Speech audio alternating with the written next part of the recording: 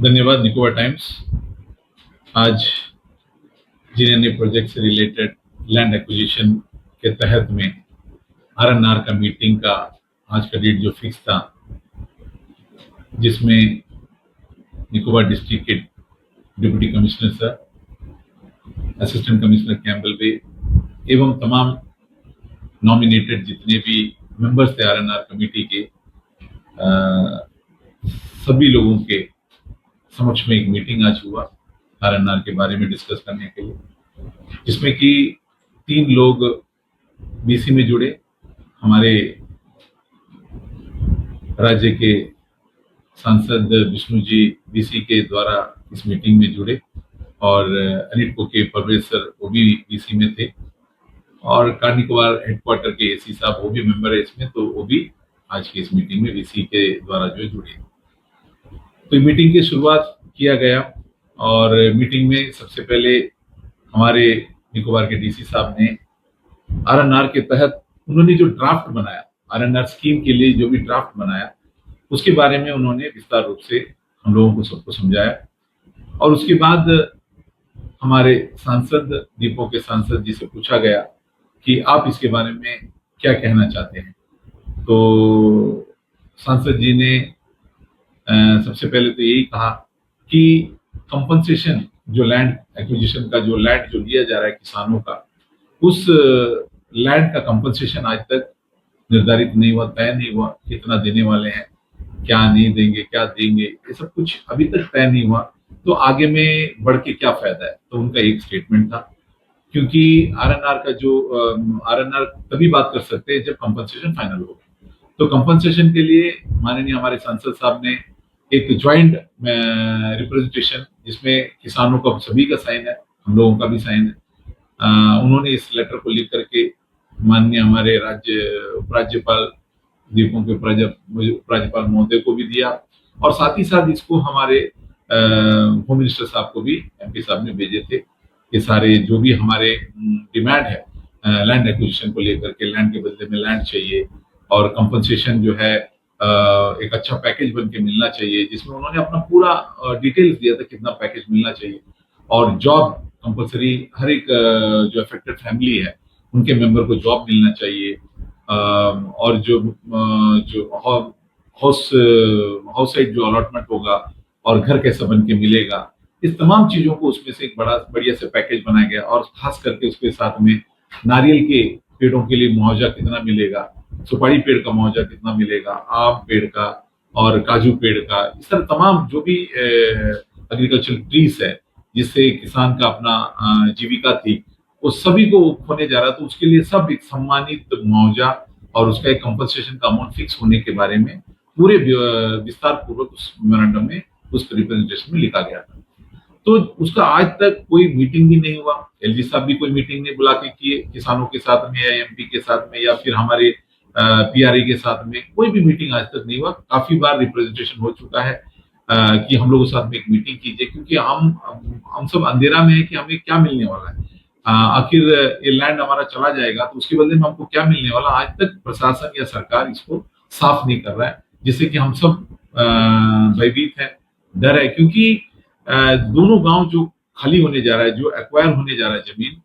Greenfield airport के लिए, वो टोटली उस विलेज के तमाम किसान जो है अपना जीविका जो है किसानी से करते हैं। अब वो जमीन ही चला जाएगा और उसको उचित और पर्याप्त मुआवजा ना मिले और उचित आरएनआर के तहत में उनको पुनर्स्थापित ना किया जाए, तो कहीं ना कहीं उनके आने वाले भविष्य और उनके जो डिपेंडेंट है उनका भविष्य सब अंधकार में है। तो ये डर तो सारे लोगों के अंदर में है। तो इसीलिए एमपी साहब का ये कहना था कि उसको पहले क्लियर कीजिए, तो उसके बाद ही हम आगे का मीटिंग के बारे में हम सोच सकते हैं। तो उसके बाद में मुझसे भी पूछा गया, तो मैंने भी यही बात बताया कि सर एमपी साहब जो कह रहे हैं एकदम सही बात है। जब तक कंपनसेशन के बारे में तय नहीं होगा, जब तक कंपनसेशन के बारे में हम बातचीत नहीं करेंगे कि हम किसानों को क्या मुआवजा देने जा रहे हैं, सरकार क्या देने जा रहा है, हमें क्या मिलने वाला है, किसानों को क्या मिलने वाला है, ये जब तक तय नहीं होगा तब तक हम आगे बढ़ के फायदा भी क्या है। क्योंकि हम लोगों ने, एमपी साहब ने तो लिखा ही लिखा है रिप्रेजेंटेशन, और हम लोगों ने भी पीआरए की तरफ से गांव के प्रधान हो, समिति हो, जिला हो, तमाम लोग और इवन एक हमारा एक एसोसिएशन भी बना है, एक कमिटी बना हुआ है जीएनए प्रोजेक्ट के बारे में। उस दोनों गांव के जो प्रभावित लोग हैं उनके बीच में से कमेटी बना, कमेटी के द्वारा भी कई बार चिट्ठियां जो हमने एलजी साहब हो, सीएस साहब हो, या फिर देश के माननीय प्रधानमंत्री हो, या फिर गृह मंत्री हो, हम सभी को लिखे हैं चिट्ठी। लेकिन ये बड़ा कहते हुए मुझे बहुत दुख भी लग रहा है कि हमारे इतनी रिप्रेजेंटेशन के बाद भी कोई भी तरीके के जवाब, या किसी ने भी हमें बुला करके इसके बारे में चर्चा नहीं किया। ये बहुत बड़ा दुर्भाग्य की बात है। देखिए, देश का एक बहुत बड़ा प्रोजेक्ट बनने जा रहा है, जीएनए प्रोजेक्ट है। इसमें हम जो एक्सर्विसमैन सेटलर गांव है, जो गांव को खाली किया जाने वाला है इस ग्रीनफील्ड एयरपोर्ट के लिए, ये सब एक्सर्विसमैन सेटलर सबको खाली किया जाएगा। लेकिन उनके लिए आप क्या दे रहे हैं, आज भी स्पष्ट सरकार भी नहीं कर पा रहा है, एडमिनिस्ट्रेशन भी नहीं कर पा रहा है। ये बहुत ही दुख की बात है। तो इसलिए मैंने प्रशासन को, डीसी साहब को यही बताया कि सर, इसके लिए आप क्या कर रहे हैं, पहले इसके लिए चिंता कीजिए, इसके लिए चिंतन मंथन होना चाहिए, उसके बाद हम आगे बढ़े तो अच्छा रहेगा। तो साहब ने बोला कि ठीक है, हम इसको एसी साहब को डायरेक्शन दिए कि आने वाला हफ्ता इसका एक पैकेज बना करके, हमारा डिमांड जो एमपी साहब ने एक चिट्ठी लिखे थे, उस चिट्ठी, यानी कि उस चिट्ठी में पूरे किसानों का भी सिग्नेचर है, तो उस चिट्ठी के बेसिस में जो है एक पैकेज के रूप में कंपनसेशन, जमीन का कंपनसेशन, लैंड का, इसको बना करके हम माननीय गृह मंत्री हमारे देश के, उनको भेजेंगे। और वहां से जो भी डायरेक्शन आएगा, जो भी कहा जाएगा, उसके तहत में हम जो कंपनसेशन लैंड का, इसके बारे में हम आपको विस्तार पूर्वक बताएंगे, ऐसा करके उन्होंने आश्वासन दिया है। और उसके बाद डीसी साहब का कहना था कि ठीक है, आज हमने मीटिंग, पहला मीटिंग आरएनआर का,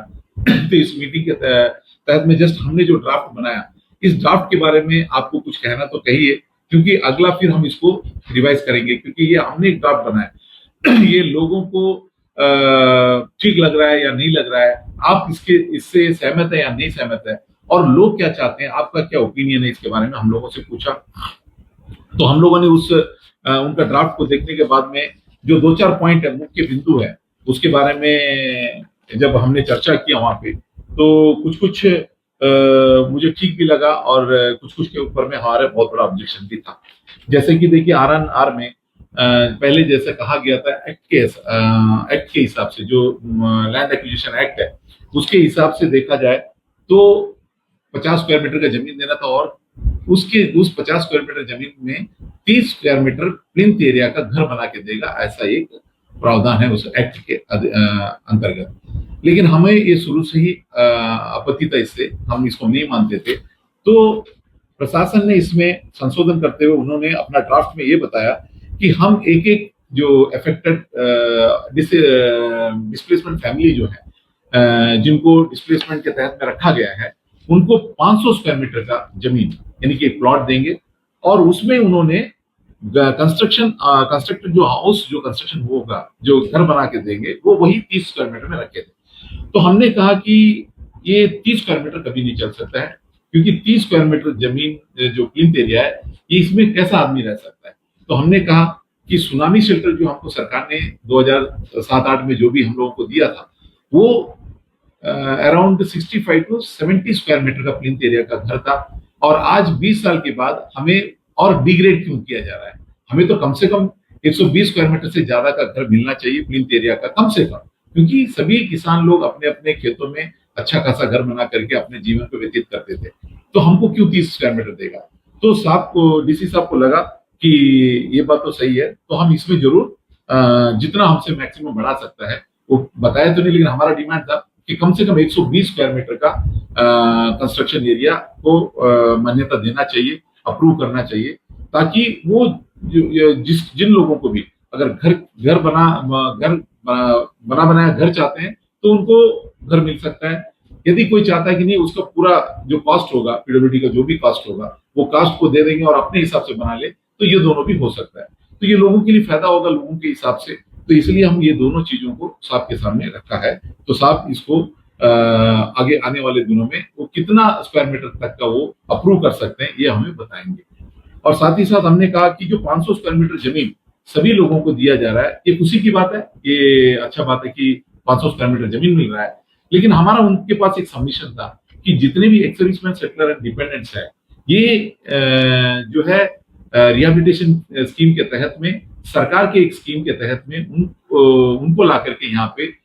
मेनलैंड से यहाँ पे बसाया गया और उनको जमीन भी दिया गया। तो वैसे एक सम्मानजनक जो रिहेबिलिटेशन स्कीम के तहत में सरकार ने जो उस समय दिया था, आज उनको भी 500 ही देंगे, तो ये कहीं ना कहीं उनके डिग्निटी का के ऊपर असर होता हुआ मेरे को नजर आ रहा है। क्योंकि एक किसान के खेत में अगर कोई माइग्रेंट लेबर काम कर रहा है तो उसको भी 500 स्क्वायर मीटर मिलेगा, और वो जो 11 एकड़ का जो मालिक है एक्स सर्विसमैन सेटलर, तो उसको भी 500 मिलेगा सर। तो इसीलिए एक्स सर्विसमैन सेटलर डिपेंडेंट्स को कुछ एरिया जो है, जो प्लॉट का एरिया, इसको बढ़ा के देना चाहिए। तो साहब को लगा कि ठीक है, इसके बारे में भी हम चर्चा करेंगे, और जहां तक उम्मीद है कि मेरे को लगता है कि इसमें कुछ ना कुछ हमको पॉजिटिव जो रिजल्ट है ये जरूर मिलेगा। तो और इसके बाद में आ रहा था लाइवलीहुड ऑप्शन का एक पॉइंट है, जिसके तहत में आरएनआर के तहत में, अब इसमें लाइवलीहुड में जो है एक्ट के हिसाब से 2013 के जो एक्ट है उसके हिसाब से 5 लाख रुपया का एक वन टाइम सेटलमेंट था, और वो 2013 का था। तो साहब लोगों का जो एक ड्राफ्ट था उसमें उन्होंने उसमें जो कंज्यूमर प्राइस इंडेक्स लगा करके उसमें 8,74,000 का एक ड्राफ्ट उन्होंने बनाया कि ये मिल सकता है एक एम्प्लॉयमेंट, या तो फिर 8,74,000 और 3,500 per month annuity for 20 years. ये उनका प्रपोजल था, जो कि मैंने इसको ऑब्जेक्शन किया कि सर, जॉब का जो गारंटी है वो तो हम लोग को मनता ही मनता है। इसके अलावा जो हम लोगों को वन टाइम सेटलमेंट है जो एम्प्लॉयमेंट के लिए, वो कम से कम 4 टाइम जो 5 लाख रुपये उसमें लिखा गया है अपना एक्ट में, उसके हिसाब से हमको 4 टाइम बढ़ा करके जो हमको मिनिमम 20 लाख रुपीस एक फैमिली को, एक परिवार को मिलना चाहिए। ये मेरा उनसे मांग था, और डीसी साहब ने इसके लिए फिर एसी साहब को कुछ डायरेक्शन दिए हैं कि क्योंकि ये सारे किसान के परिवार हैं, अब किसानी अपना किसानी को मतलब उसका लाइवलीहुड को छोड़ करके बाहर जा रहा है, तो उसको कितना नुकसान हो सकता है, तो उसमें एक मंथली उसका इनकम कितना होता था, तो ये सब का एक कैलकुलेशन करके निकालो आप, और उसके बाद इसमें हम लोग सेट करेंगे कि कितना रुपया तक दे सकता है और कितना हम लोग कहाँ तक जाकर के अपने किसानों को मदद किया जा सकता है। तो इसके ऊपर में उन्होंने एक आदेश दिया है कि आप एक रिपोर्ट बनाओ और एक कैलकुलेशन करो, इसको डिपार्टमेंट एग्रीकल्चर को बुलाओ और ये सब बना के मेरे को बताना। तो कहीं ना कहीं इसमें हमारा जो मांग है उसको हम मांग में स्टैंड लेंगे कि हमको ये मिनिमम 4 टाइम्स मिलना चाहिए उस एक्ट के हिसाब से। और साथ ही साथ जो सब्सटेंस अलाउंस है 5,240 पर मंथ, ऐसा करके 12 महीना के लिए जो मिलेगा पैसा, तो मैंने इसमें भी बोला जो एक्ट में लिखा गया जो अमाउंट, उसका कम से कम 4 टाइम बढ़ा करके उसको भी दिया जाए। उसी तरह से जो कैटल सेट वगैरह बनेगा और स्मॉल ट्रेडर, ये सारे जो पैसे उसमें जो लिखे 2013 का जो एक्ट के हिसाब से वो बहुत ही कम है, और इसको बढ़ा करके कम से कम 4 टाइम उसको बढ़ा करके हम लोग को देना चाहिए। तो साहब का कहीं ना कहीं इसमें बात लगा कि हाँ ये तो है, इसमें होना भी चाहिए। तो बोले कि ठीक है, हम इसको एक बार दोबारा क्लियर करके आपको वापस से इसके बारे में आपको इंफॉर्मेशन देंगे और आपसे बात भी करेंगे, ऐसा उनका कहना था। तो इसी तरह इसमें जो भी अलाउंसेस है ये सबको बढ़ाने का आश्वासन जरूर दिए हैं, क्योंकि जब पहला मीटिंग डीसी साहब ने यहाँ पे आके लिए थे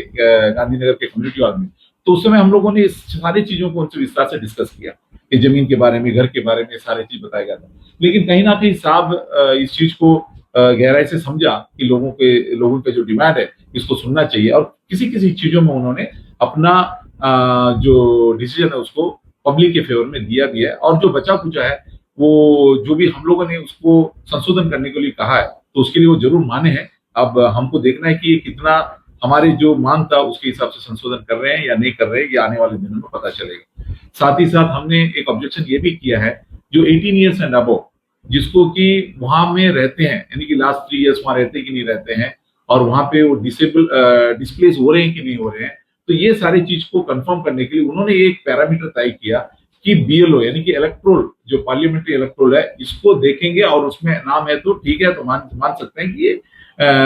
डिस्प्लेसमेंट हो रहे हैं। तो हमने कहा कि नहीं, ये बहुत ही सही, मतलब सही नहीं होगा बहुत, क्योंकि आप इलेक्ट्रोल देखेंगे, बहुत ऐसा आदमी होगा कि इलेक्ट्रोल में नहीं है, जैसे कि स्कूली जो छात्र हैं जो स्कूल पढ़ने के बाद में कॉलेज जब जाते हैं तो उसका उसी समय 18 ईयर्स होता है, तो शायद वो इलेक्ट्रोल में एनरोल भी नहीं किया होगा, और पढ़ने चला गया कॉलेज, 3 साल बाहर है, 4 साल बाहर है, तो लास्ट 3 ईयर से तो वो अपने गांव में नजर नहीं आएगा, तो वो तो उससे वंचित हो जाएगा। तो इसलिए आप बोले सर इसका कोई ना कोई पैरामीटर आपको अलग करना पड़ेगा, और ये जो छूट रहा है तो इस तरह केसों को भी आपको लेना पड़ेगा। और ये जो बीएलओ का जो पार्लियामेंट्री का जो इलेक्टोरल आप देख रहे हैं, इसके साथ साथ में आप पंचायत के इलेक्टोरल को भी देखिए, ताकि उसमें जो कोई अगर छूटा है, ऐसा भी हो सकता है कि पंचायत इलेक्टोरल में मैक्सिमम लोगों का नाम है और पार्लियामेंट्री इलेक्शन में किसी का नाम छूट गया है, तो वो भी यहाँ पे साहब ने माना कि ठीक है हम दोनों को देख लेंगे करके। और साथ ही साथ मैंने ये बोला कि जैसे स्टूडेंट्स का जैसे छूट सकता है, जैसे कि कोई चले गए बच्चे पढ़ने के लिए गए हैं तो उनका नाम यहाँ पे नहीं है, तो बोले कि ऐसा अगर कोई डिस्प्लेसमेंट में छूट रहा है, ऐसा कोई केस है, तो आप रिप्रेजेंट कीजिए, तो हम उसको जरूर कंसिडर करने का करेंगे, उसका पूरा कोशिश हमारा रहेगा, क्योंकि वो जेन्युइनिटी होना चाहिए तो हम कंसिडर करेंगे। और हम ये चाहते हैं कि जेन्युइनिटी 100% है, क्योंकि हर एक फैमिली जो 18 एंड अबव जो एक्सेसिबल सेटलर की जो फैमिली है, वो हर एक को हक है इसको घर मिलने का, और हर एक को मिलना भी चाहिए, वो पैरामीटर कुछ भी तय करे, लेकिन जो उनका लीगल है उनको सबको घर मिलना चाहिए और उनको सबको हाउस प्लॉट भी मिलना चाहिए। ये हमारा डिमांड कमेटी के सामने था।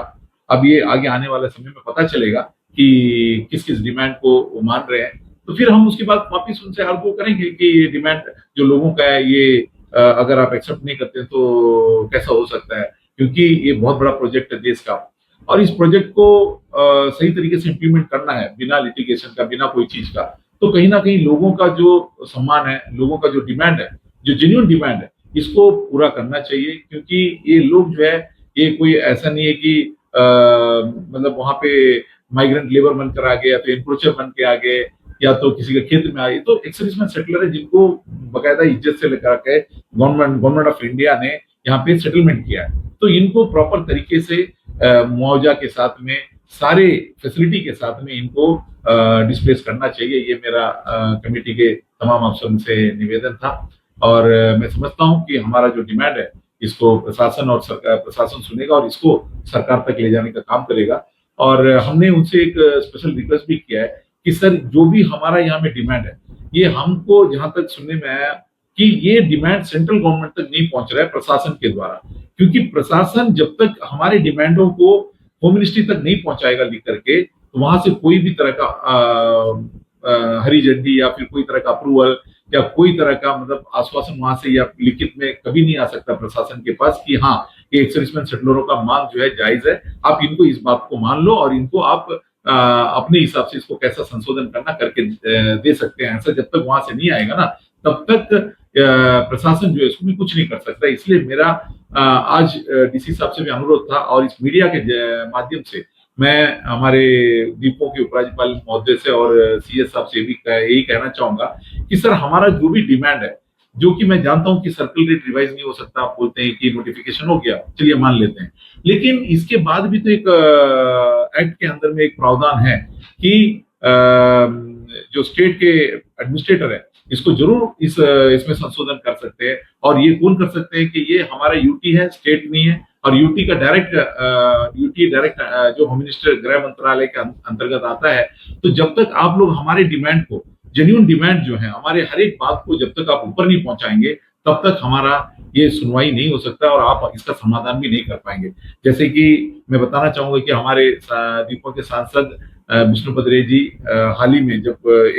2 महीना पहले जब दिल्ली में गए थे हमारे देश के गृह मंत्री से मिलने के लिए, तो कैम्बल बे के इन जो अफेक्टेड फैमिली हैं, जो जिनके जमीनों को एक्वायर करने जा रहे हैं जीएनए प्रोजेक्ट के तहत में, इनके बारे में हमने चर्चा की है, और उसमें उन्होंने पूरा विस्तार से बताया कि वहाँ के लोगों को मुआवजा बहुत कम मिल रहा है, लोग सड़क मतलब रोड में आ जाएंगे, उनका जो लाइवलीहुड सब छिन रहा है और उनके पास कुछ नहीं रह जाएगा, और उनको ऐसा मतलब इतना कम मुआवजा से उनको निपटाने का चक्कर में है कि मैं बता नहीं पाऊंगा उसको, उतना बहुत बड़ा नुकसान होने वाला है। तो लेकिन उस समय हमारे माननीय गृह मंत्री यही बताया उनको कि एमपी साहब कोई फिक्र ना करे आप, जब हमारे पास ये प्रपोजल आएगा आप बिल्कुल चिंता नहीं करना, उनको सम्मानित मुआवजा भी मिलेगा, कोई शिकायत देने का मौका नहीं देंगे। तो मैं यही प्रशासन से कहना चाहता हूँ कि जब गृह मंत्रालय और गृह मंत्री साहब हमारे लिए देने को या हमारा हेल्प करने को रेडी है, तो जब तक आप लोग यहाँ के हमारे डिमांडों को लेकर के ऊपर तक नहीं पहुंचाएंगे, तो हमारा इस डिमांड का और हमारा जो मांग है, इसका कभी भी समाधान नहीं निकल सकता है, और हमको उचित मुआवजा और सम्मानित एक आरएनआर के तहत में हम नहीं जा पाएंगे। तो और इतना बड़ा जब प्रोजेक्ट यहाँ पे बनने जा रहा है तो इसका मद्देनजर रखते हुए हम लोगों को सारे जो भी अफेक्टेड फैमिली है इसको एक सम्मानजनक मुआवजा दे करके पुनर्स्थापित किया जाए, ये मेरा प्रशासन से और सरकार से मांग है। बहुत बहुत धन्यवाद।